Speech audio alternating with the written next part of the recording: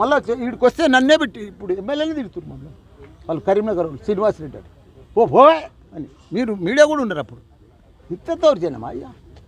మేము అదే ఏసీపీకి చెప్తున్నాం సీఏకి చెప్తున్నాం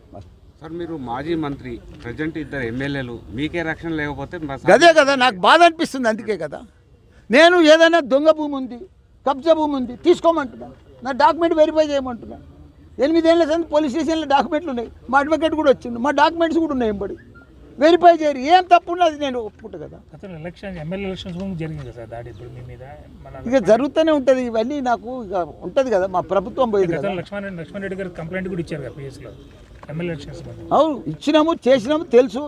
అవన్నీ జరుగుతూనే ఉన్నాయి అయినా వాళ్ళకు ఎంత ధైర్యం చెప్పు మీరు ఆ సీట్లన్నీ వేసారు పోలే నష్టం కాదు వాళ్ళ సీట్లు మా కంపౌండ్ వాళ్ళ మధ్యలో వాళ్ళ సపోర్ట్లు ఏం చేస్తారా చెప్పు కరీంనగర్కి వెళ్ళి వచ్చేయాలంటే ఎంత కష్టం